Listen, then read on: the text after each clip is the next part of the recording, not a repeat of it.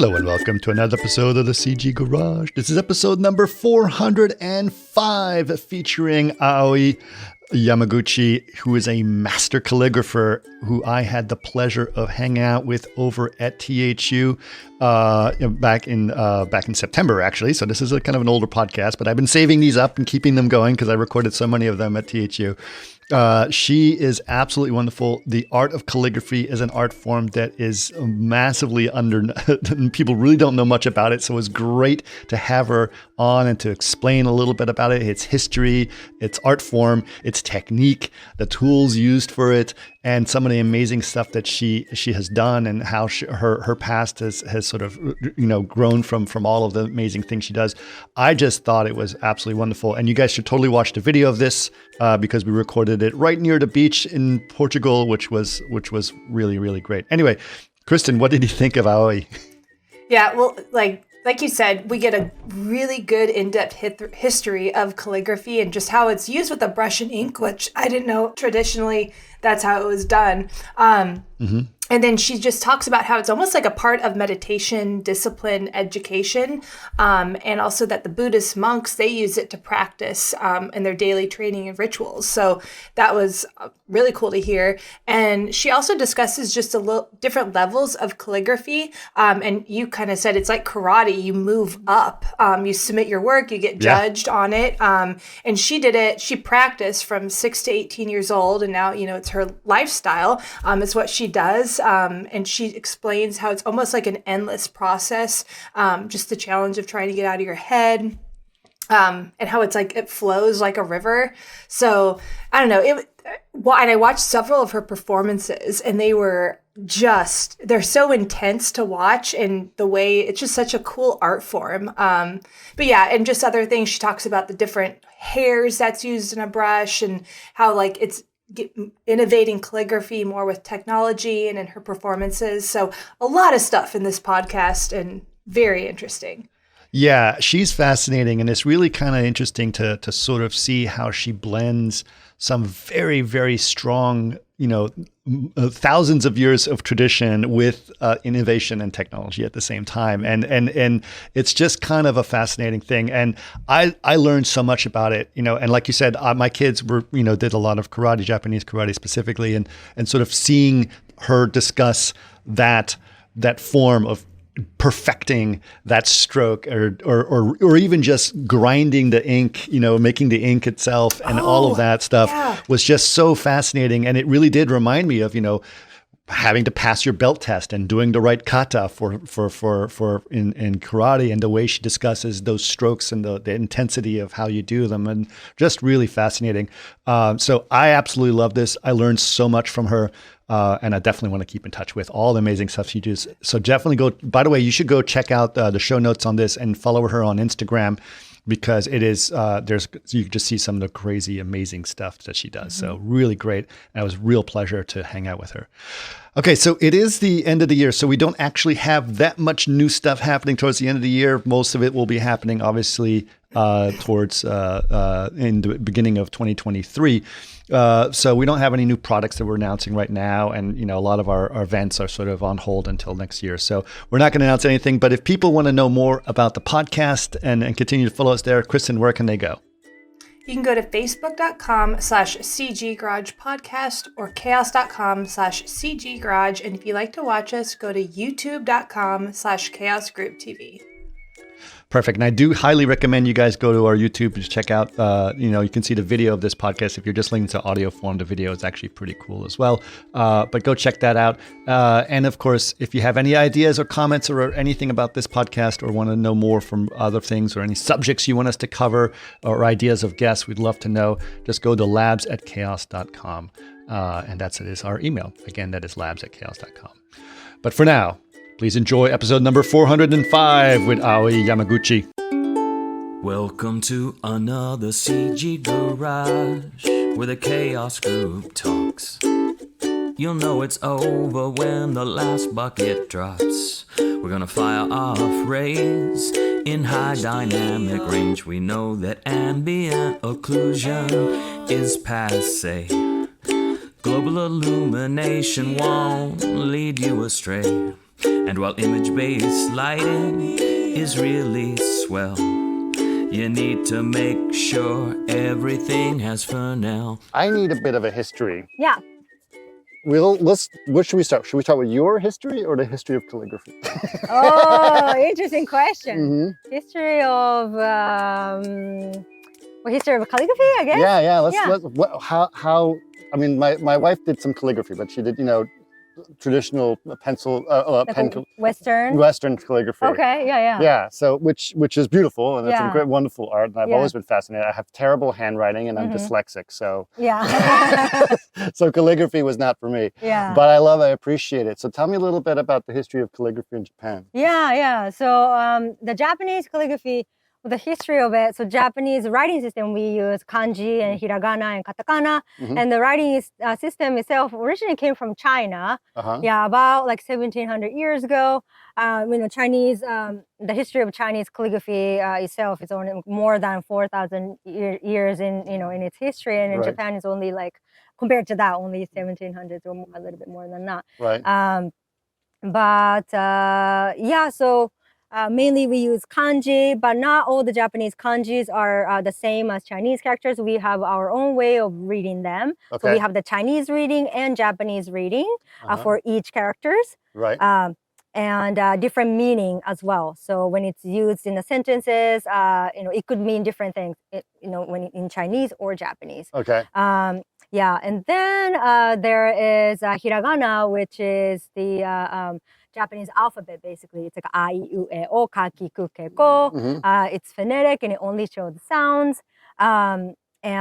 So mixture of kanji and hiragana are both used in to compose a sentence in Japanese language. And there is katakana, which is also Japanese alphabet, like ABC. It's phonetic. It's I, U, E, O, Ka, Ki, Ku, Ke, Ko, but it takes a different form, hiragana and katakana.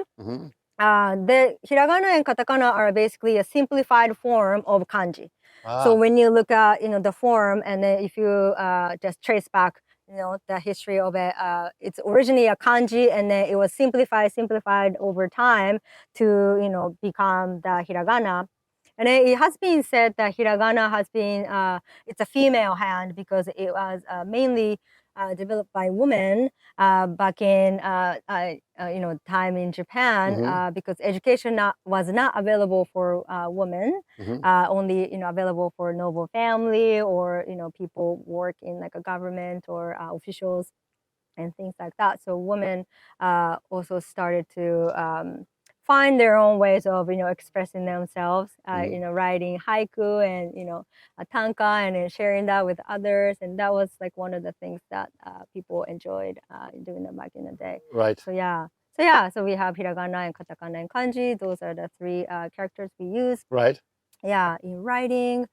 And then so calligraphy is basically you use a brush to write. Yeah, so not pen. Right. Yeah, it's brush and sumi ink and paper, the calligraphy paper. So it's called four treasures. So the paper and ink and then brush and then the ink well.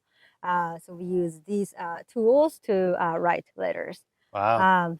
And then I guess Japanese calligraphy has not only the aspect for writing letters in a beautiful form, but it is also part of meditation. It's part of the discipline, education, and that is why the monks in Buddhism, Buddhist monks, also practices Japanese calligraphy as part of their daily training and their rituals and things like that. So. So a lot of people who are interested in Japanese, the practice of calligraphy itself, are also interested in the meditative aspect of it as well. Yeah, I can see that. Yeah. Yeah, and so that history of meditation and calligraphy, how far back does that go? I'm not sure. I mean, I think people just always find it as meditative when you do calligraphy, because you wrap the sumi ink in the inkwell. That's how you make the sumi ink. And then just the process of rubbing the sumi ink, mix it with water, and then just rubbing it for a very long time. It's, it calms your mind and body before you actually start writing. And then, the fragrance of sumi ink like start to fill your room, and, that's also meditative. And also to write this character, on the piece of paper, you have to have everything all, together inside of you. Yeah, so you have to align yourself. You have to be really present. You have to know what to write. And each character, both kanji, hiragana, katakana, we have the order for strokes. You can start from like, stroke 3. Unlike, maybe English alphabets, people like, in whatever the order they will like to do. But yeah, we have the solid, stroke 1, stroke 2, stroke 3, these orders. So you have to memorize everything. So you know the entire flow from the beginning to the end. So you rehearsing the whole thing inside of your head, even like, you can practice it in the air. And so this whole process could be like a really, really meditative. And it really takes you into a place where like you have to kind of quiet and then isolate yourself from the busy daily life. Yeah, it's amazing. I think it was really interesting, the fact that there's so many parts to it that happen. And that there's, you're thinking about the meditative process, you go through that whole ritual, but you're actually in your thought thinking about one character and or one expression. And then you think about all the things that means around it. And then then you have a physical proof of that. The manifestation of it. Yes. So it's quite amazing. So I find out, how many characters are there in kanji? In kanji, so now Joyo kanji, that's the list of official kanji characters in daily use in Japan, and that's 2,136. I think so. Yeah, 2,136 characters. Yeah, right now for kanji. Yeah, and then there are 47 in hiragana and katakana. Yeah. Very interesting. So there's lots of characters to study. Yeah. Well, very interesting. Okay, so now let's talk about your history. So where was art? I mean, because I heard about your fascination with piano, and then you did the calligraphy. So as a child, as a young child, what got you interested in art and creation and meditation and music and all of that? Yeah. So the calligraphy itself, my mother. She used to study and practice calligraphy too. And so when I was 6 years old, just entering, elementary school, she took me to this calligraphy school in this small town I used to live. And the master, his name is Ziho Sato and Kaho Sato. They're an old couple who runs this calligraphy school. So she took me to this place, and I didn't know anything about Japanese calligraphy at all. But I, just growing up, I always loved, using pens and markers and watercolors, and I was always writing, always drawing. So I think I just got naturally drawn to it, and I was always fascinated about my master's calligraphy. Like his letters are so beautiful, and I wanted to be like close to him. Like so we do for the practice we do rinsho, which is to have your master's work next to you, and then you try to copy the master's work, and then you just practice over and over and over again, like many sheets of paper, and then over and over and over again to master. And we have this whole like a ranking system in Japanese calligraphy schools. So starting from the Q to down, so there are like 7 different levels of Q, and then above that there's 7 different dan levels. Then there's another like superior student and an more excellent student level. Similar to karate. Yeah, very similar to karate. Yes. Yeah, so it's kind of like, trying to aim to get the black belt in a way. Yeah. So every month you turn in your work to the Calligraphy Association, and then there's a lot of master calligraphers and juries who will evaluate your work. And then if you pass that, the work for the month, then you get 1 rank up. So I kept doing that from 6 years old until I think when I was 18 years old. Yeah, so I kept doing that whole thing. And when I was 14, I received this amazing award, the highest award from the Ministry of Education from this exhibition. And I was invited to go to China to participate in how do you call it? Like there was a group of Japanese calligraphy students led by the chairman of the Japanese Calligraphy Association based in Hokkaido, where I'm from. Right.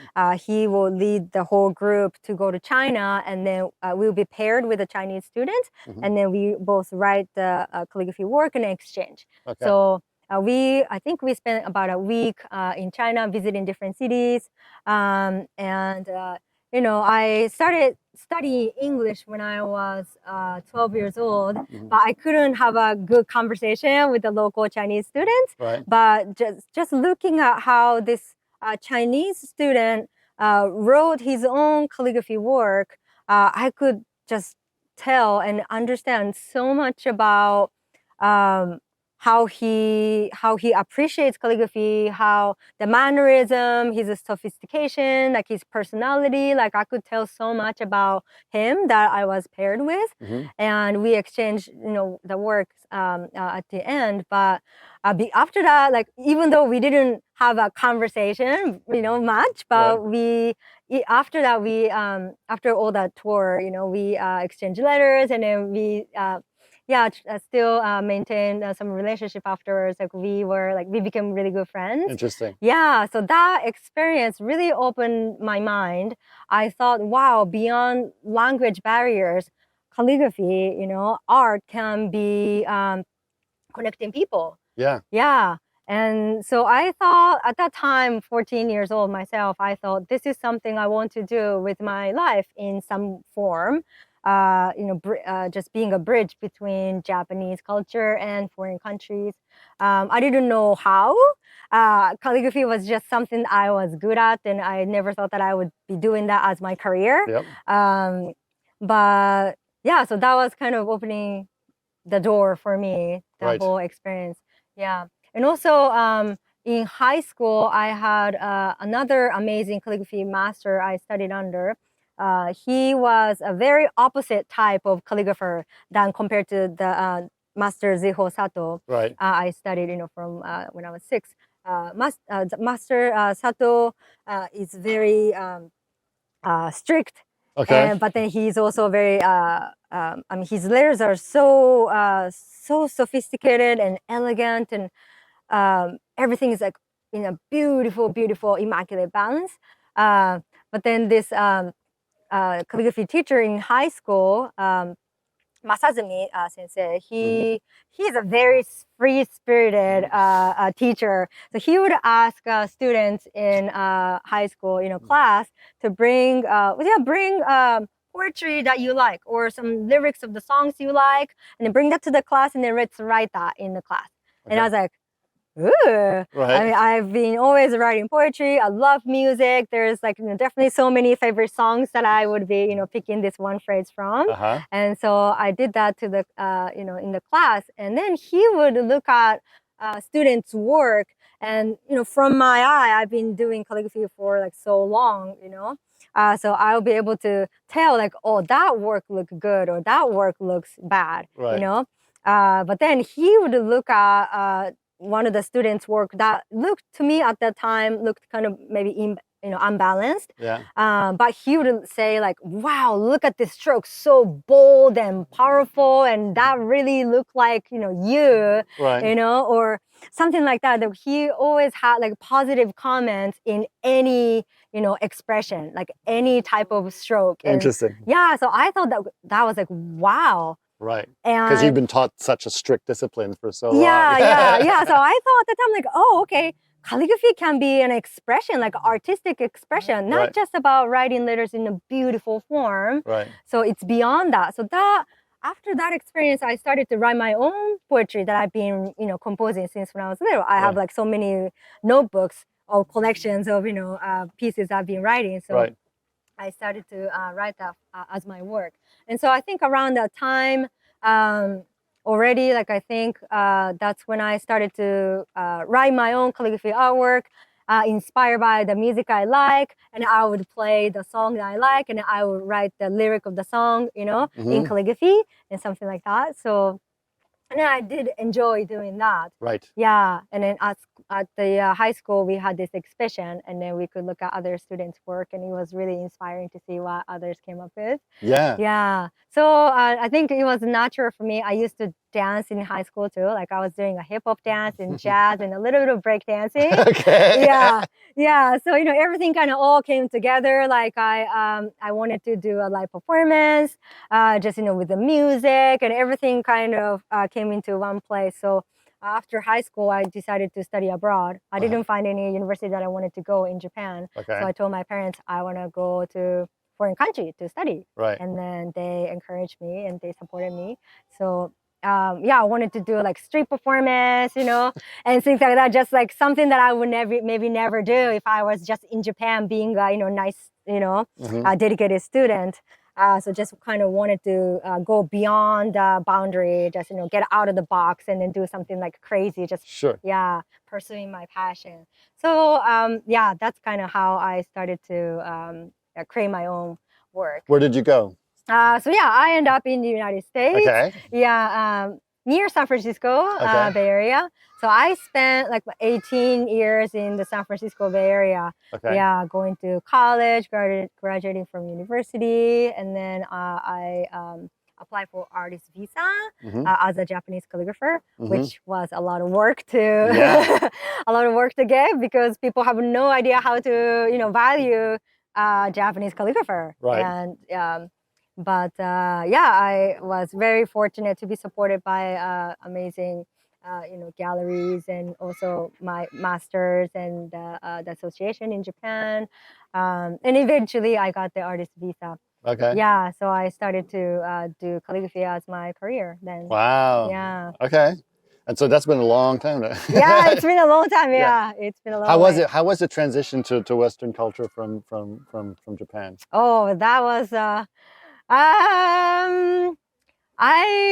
I don't know. I mean, I think Japan felt a little bit like I wanted to be free from all the boundaries and rules, and I didn't want to be like others. I wanted to be me. I was always fascinated with international like a multicultural environment. Sure. Yeah, so I was really happy to be in the US, where it's a melting pot, like so many different ethnicity, the culture, like languages. You're all of a sudden surrounded by people from around the world just migrating into this one big place. Especially San Francisco. Especially San Francisco, Right. for sure. Yeah, I was also surprised to find a little Japantown in San Francisco too, and finding like different aspects of Japanese people moving to San Francisco as well. But yeah, I was really inspired by it, and also felt just kind of free, not to think so much about how others might perceive me, or how others might think about what I do. But so I could kind of freely explore, things I wanted to do. But also at the same time, I realized that as a Japanese, whatever I do will be memorized by people, as this is a Japanese culture, or this is a Japanese norm. So in a way, like I'm representing the people of Japan. So I felt some responsibility about being Japanese. So I really I needed to be vocal about, so, where are you from? I'm from Japan. How's Japan's like? What's the history of Japan? So it made me, living in the United States made me study more about Japan and Japanese culture, and how to be articulate about it, which I probably never thought about doing that if I was just living in Japan. You felt the responsibility. Yeah. And I think it's interesting because calligraphy is something that I think a lot of people in the Western culture just don't understand. Right? Yeah. And so how does it feel? Do you feel like you have to educate a lot? Still, I'm sure to this day, you're constantly educating people on the art of calligraphy, right? Yeah. I mean, I think Japanese calligraphy is one of the traditional form of art, and so it has a lot of history to it. Just studying, calligraphy, both as an art form, but also like from the cultural aspect and historical aspect of it, you can learn so much about the aesthetics and how to say, the mentality, of Japanese people. So I really enjoyed teaching, workshops and exchanges knowledge with people, from around the world. Yeah. Yeah. Well, I think it's amazing. I'm actually fascinated. So let's go through the performance that you gave yesterday, Yeah, because yeah. that was a really great experience. And obviously there's some, we have to learn a little bit about your history with music and piano as well, right? Yeah, yeah. So what was the title of the performance you gave? Yeah, it was called 12, 12 no kyoku, Right. which means 12 memories, Uh-huh. and ode to piano classics. So each piece was dedicated to and inspired by these, classical piano pieces, like Franz Liszt or Chopin, Beethoven.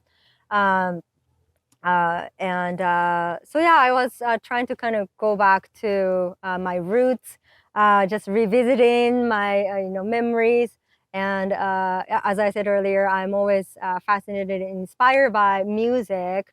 Just growing up, studying piano from age 5, and actually, in fact, I went to the United States to study the music industry Oh, and really? arts and entertainment management. So music was my like another passion to pursue. Okay. Yeah. So yeah, it's always, music has been always with me. And whenever I listen to music, I start to like, I don't know, words kind of like fall into my head. And I have like visions in different colors, like, kind of, photographic or cinematic way. Like I have these things that kind of come up to me inside of my head. So I write it down as words or kind of a composition. Yeah, the performance I did last night was to kind of integrate everything of the aspect of coming up, composing poetry, but like I chose one character though for each songs. But I wrote that character inspired by each songs, and then each song gave me like fragments of memories, from back, yeah, from my childhood, and also like my, youthful days, and up to like, me decided to go to a foreign country and, pursuing dream and my passion, and then hitting the wall, and, coming out of the wall, and discovering like where, who I am and where I want to go and things like that. So it's the whole journey of my life into 45-minute performance. Yeah. Yeah. Yeah, it was an amazing performance. I mean, just to give people an idea, you had how big a piece of paper? About a meter and a half or 2 meters? Yeah, meter and a half. About a meter and a half square, and there were 12 of them laid out, and you had two bowls of ink. Three bases of Three ink. bases of ink, yeah. Yeah. And then you had several brushes. I have lots of questions about these brushes. Oh, yes, yeah. And so you started, and every piece, there'd be a different song that would come up, and you would see yourself meditating and thinking about that song, and then you would write the character down that represented that. Yeah. And each of those give us an example of one of the characters, like one of the songs of one of the characters, and why does that character important to that? Yeah. Let's see. So for example, the last character I wrote was dedicated to and inspired by Liebestraum by Franz Liszt. And the character I chose for that piece was Au, to encounter or serendipity. And that song is like definitely one of my favorite piano classics. I'm a huge fan of Franz Liszt. And then that song always, I don't know, takes me to a different space. And I was thinking about how, things happen, like meeting other people, happenstance, like people meet each other by chance, but also it's meant to be. Right. Like, yeah, so I definitely kind of believe in that the cycle of life, fate, and things like that. But so that piece was really about meeting and finding these encounters, and my life is really about these encounters. This in Japanese we have this phrase called ichigo ichie, so one in a lifetime encounter, Mm-hmm. and then that's what we live for. Like how we are sitting together here. Yeah. So that piece was really about that. Yeah. It was wonderful, and so it was really interesting because what for me, someone who has never seen anything like this and understands that thing, it was interesting. I was like, okay, I understand that she's drawing for each thing, and then it was so good that you gave the explanation of every song and what that. I was like, oh, now I get it. Oh, okay. And it was great. I'm glad. And it was great. It was really cool, and it was like, my inspiration got really heightened from that experience. Okay. Yeah. So I think it was really, really great to see that. Yeah. And I think it's a wonderful thing, and it's a great way to introduce people to that art form and understand the importance of it and why it is an art form in a lot of ways, right? It's not just writing letters down. Yeah. Well, that's great. So what are some of the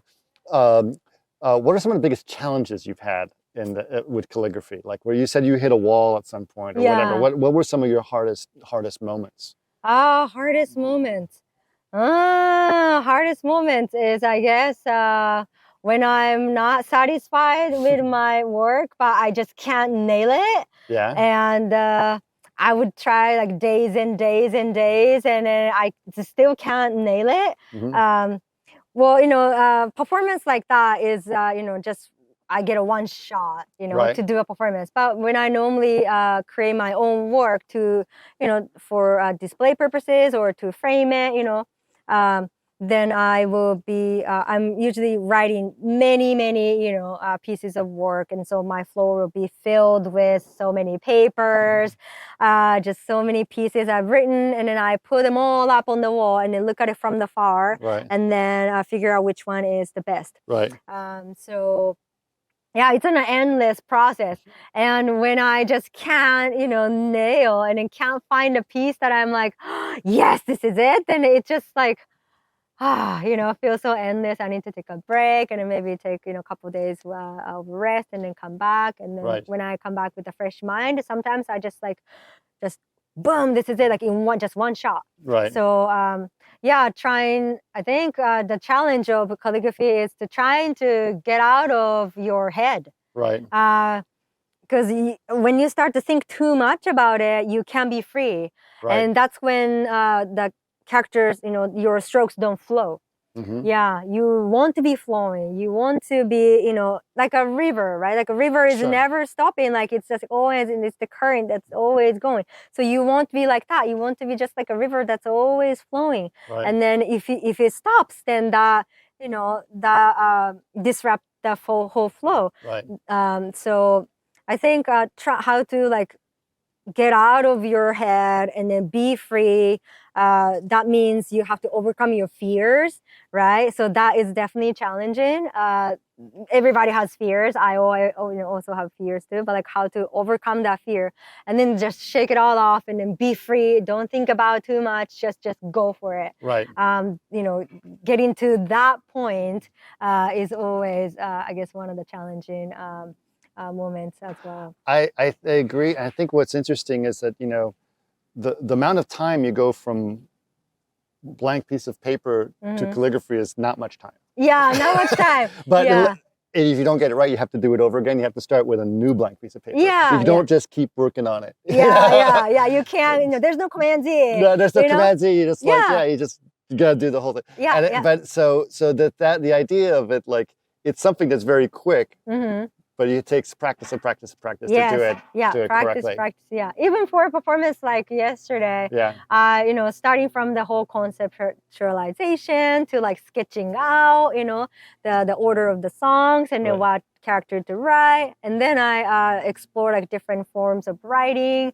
And the writing styles and things like that. There's a lot of thoughts and sketching out and practicing that went behind the performance. But once I'm on the stage, I've got maybe 10 seconds or maybe 15 seconds of thinking and then being immersed to it. But I think people told me today, just watching my performance yesterday, and said like, looks like every piece you wrote, you had a kind of a reset moment. You finish writing one, and then moving on to the next, and that was kind of a reset, and then you start fresh, and so you were like kind of taking all in the music and things like that. So yeah, like I always, when I write a piece, I think about the meaning of the character and thinking about the overall, the flow. And I want that the flow, the rhythm of writing the character, like from 1, 2, 3, 4, 5. I want that to be like in the same rhythm as the song I'm listening. So I'm kind of like a choreographing in my head at the same time. Then, like if I were to be, writing, for example, the second character, Run, the character Run, I need to be running like physically in my head and in my body. And the music also is running. So like I'm like, motivated and, myself to be in the place, and then where it's like the height of the motion, I just boom, go to the paper. Right. Yeah. So I don't know, it's an interesting process, but it's very physical, very mental at the same time, but it's a whole combination of, everything. That's amazing. Yeah. That's amazing. Okay, let's talk about the 4 elements you said, right? Oh yeah, the treasures?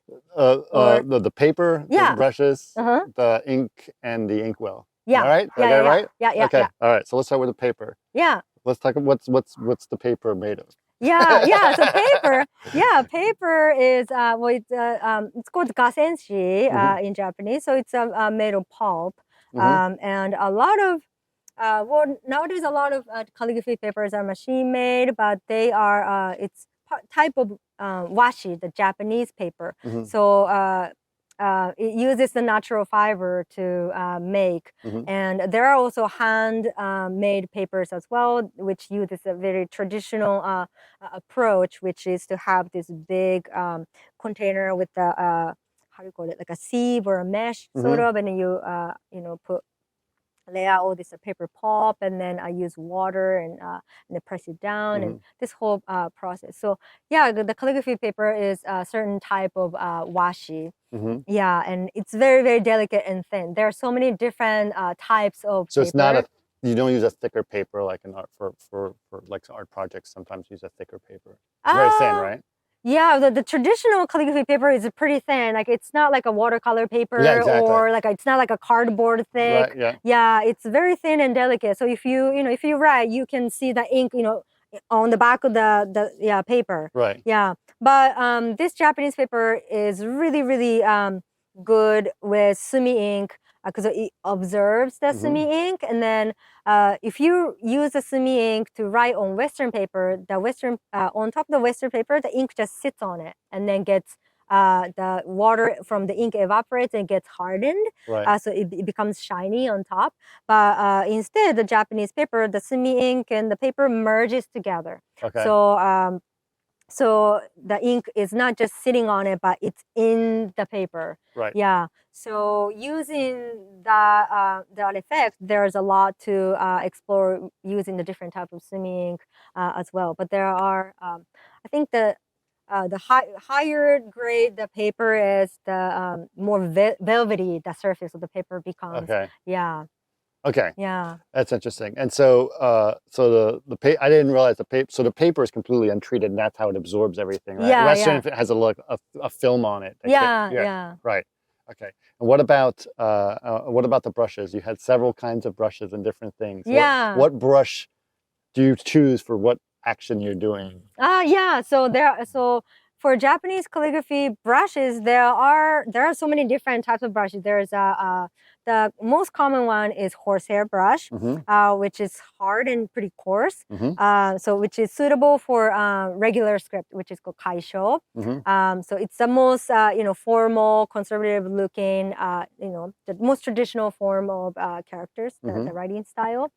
and there's a sheep hair and a monkey hair and a weasel and rabbit hair. Yep. So there are all kinds of different animal hair that's used in the brushes, and the sheep hair is one of the highest. It's the most expensive type of brush, and since it's very, very soft compared to the horsehair brush, it's much harder to be able to use it. The control, if you put, depending on how much pressure you put to the brush, you can you can write like really, really thin stroke to be like really, really thick strokes as well. So it takes a lot of practice to be able to use sheep hair brush. Like in my experience, I think I studied like about 9 years before I was starting to use the sheep hair brush. Right. Yeah. So yeah, when I want more, but these are these are smaller brushes. Yeah, these are smaller brushes. Yeah, smaller brushes. I mean, they're like a shakyo brush, which is like looks like the size of a normal pen, sort of, to the medium-sized brush, which is suitable for hanshi size paper practice. And then there's like an even bigger one for kakizome, and then bigger like a zenshi size paper. Different sizes of brushes, and the bigger brushes like the ones I used for performance yesterday. They're big. Yeah. They are for more really large pieces. Right. So I had 4 brushes yesterday, and then 2 of them are brown horsehairs, and 2 of them were white horsehair. Okay. Yeah. What was the one you walked out with that had very long? Yeah, that was the brown horsehair. Yeah. So when it's long like that, the strokes start to like break up more. So it creates more. Yeah, fringing. Yeah. Yeah. So it creates a really interesting stroke instead of just one bold stroke. So you will see more movement within the brush, and it also gives more like a light, airy quality into the stroke. Right. So that's what I was aiming for, depending on the meaning of the character. Like when I wanted more flow and more lightness in it, like I chose that brush to use. And then when I wanted like a little bit more boldness, I would use that more thicker and shorter brush. Interesting. Yeah. Now, are you left-handed or are you right-handed? Right-handed. You're right-handed. Yeah. Okay. Is there left-handed traditions in calligraphy? Yeah, there are left-handed students as well. It might be a little bit more difficult because we always the strokes always go from left to right. Right. Yeah. So you'll be using the brush like this, so it's a little bit difficult. But yeah, there are left-handed. My wife is a left-handed person, so her calligraphy apparently was a little bit different than others because of being left-handed. So yeah, it's interesting. Yeah. So yeah, okay. So those little brushes, which are very interesting. Now, what about the ink? Explain how the ink is made. Yeah. So ink, sumi ink is made of soot. Soot. Yeah, and animal glue. Traditionally, it's so very, very traditional way of making this sumi ink is so there are places like this in Nara Prefecture, which is the oldest capital in Japan, where you will walk into this room where has many candles burning in this small vessel, and it's got the little lid on top, and then they're burning vegetable oil, and so the lid on top is collecting soot from burning candles. Yeah, and then so a person goes in and then collecting the soot from the lid like one by one into a bucket. That's oh my God. Yeah, traditionally, yeah. So collecting the soot. And you don't get much soot from one. Yeah. So you'll be burning candles days, months, every day, and you'll be constantly collecting soot. And you would mix it with nikawa, which is the animal glue. So you would be making kind of like it becomes like a paste, like a black paste, like a dough, and then you'll be like knitting it, and then at one point like those sumi making masters will be like stamping on top of the sumi ink. Yeah, and then once it becomes this really tight, nicely knit form, they will put inside of this wooden casing, and then dry it, and then it becomes this hard. It's kokeizumi, so it's a hard sumi ink stick.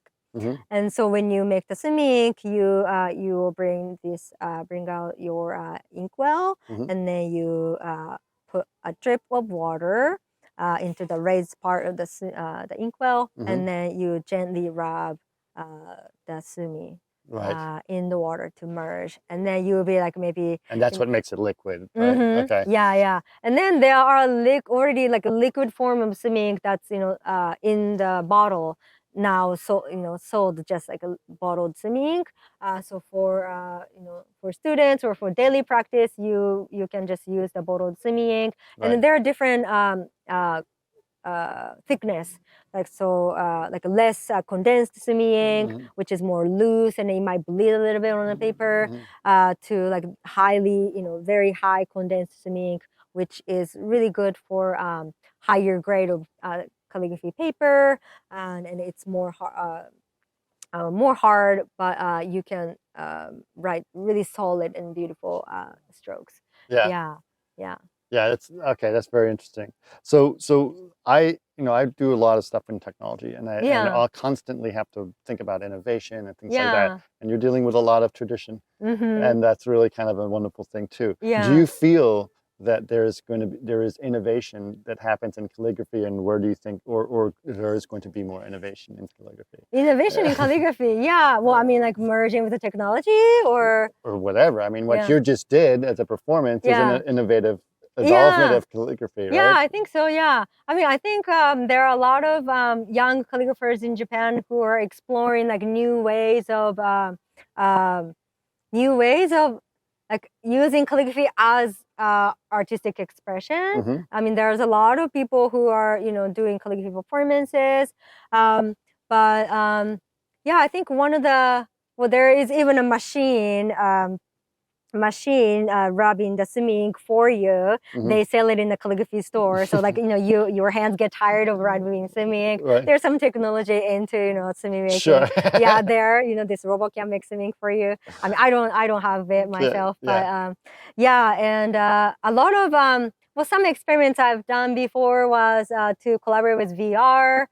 So using like a three-dimensional in a VR environment, like writing characters. Writing characters in freehand in VR, but that's a little bit different because the how do you say, the style of the stroke, the pen or whatever you use is already created, so it's not like it's coming from the natural, like the actual brush to create. And the fibers don't separate. They're just set. So it's a little bit different experience, but there are a lot of I think experimentations that are done, and there are people in Japan who collaborated with like a team lab, for example, in Japan. They collaborated with this calligrapher to make projected, how do you call it? The installation where the words are like, moving around in the air, and then when the visitor touch the character, some animation happens from the character you touch, like to symbolize the meaning of the character. Like for example, the visitor will touch the projection of the character rain, then there's animation of rain coming out and things like that. So more like to experience calligraphy or the letters, as an immersive experience. I've done something like that as well myself, to collaborate with immersive, installations. Yeah. I mean, do you still live in the Bay Area? No, now I'm based in Venice Beach in Los Angeles. Oh, okay. Yeah. All right. I live in Burbank, so it's. Okay. Yeah. So that's interesting. Yes, I'm just wondering because obviously, well, Venice is actually now the Silicon Beach now, right? So So I'm wondering with technology and thinking about how traditional what you do and sort of bringing that in with technology, it would be interesting to see what the VR thing, of course, would make sense, but things of that nature of sort of allowing people to educate themselves more in some of the art form. Yeah, I think maybe more people who never, was interested in Japanese calligraphy or never really knew about Japanese calligraphy might be more interested in learning about calligraphy. Sure.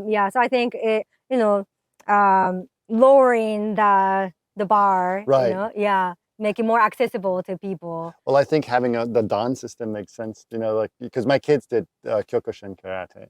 Oh, okay. So and their sensei was very, very much, you know, he did a lot of things with Japanese culture. He's an American, but did a lot of things with Japanese culture. He had bonsai classes for Kifa, you know, and so he did a lot of things that was, you know, he took the katas very seriously. And so, and I think, you know, that the act of doing and repeating and repeating and repeating and repeating, it's a good thing when you get it right. Yeah. It's exciting. Yeah, I think there is definitely, you know, a lot to learn from the form that's already made. Right. And then after, you have to master, you know, understand and master the foundation, the existing form first, to be able to really, you know, be creative about it, to be innovative about it. Right. You know, break down some, you know, existing these forms. So yeah, and then you can learn so much about the language history and things like that. Just learning calligraphy, it's just always fascinating. I mean, for me too, like when I just look at the Japanese calligraphy dictionary, you can like look at the history of letters, how it evolved from the pictogram looking almost like a symbols into the character we use now. Right. It's like so much more complex, but you know, like thousands and thousands of years ago, it was just like, you know, circle with dot inside. Right. Or something, you know, like or the moon, for example, the character of the moon was like this crescent moon shape with the dot inside. Okay. That was the symbol of the moon back in the day, like thousands of years ago, and then now it became this character of Tsuki, the moon. Okay. So you can like kind of looking at the old form of character, you can tell how people lived and perceive the nature. Right. Yeah. And then you realize, oh, okay, I'm just one dot in this long history. Right. Yeah, that realization. I'm here because of these people who lived before me. Right. Yeah, and getting that perspective. And you could be part of the next evolution of that. Yeah, that's why, I feel like what I'm doing now, you know, I need to pass it on to the next generation. Right. Yeah, so that's why I believe in what I do. That's wonderful. Yeah. Now, where can people follow some of your work? Do you have places to go so people to check it out? Yeah, I have a website, aoiyamaguchi.com, and then my Instagram handle is AOI_GM. Same for Twitter. I also have Facebook, Aoi Yamaguchi Calligraphy. So yeah, you can find me there. Perfect. Well, we'll put all of those links into the podcast notes, so they'll be great. Okay, lovely. This is great. Well, this is an amazing conversation. I learned so much from you. It's always great to come to THU. You always meet some incredible people, and Andre was amazing that he brought you here. So thank you so much for coming. Yeah, thank you so much.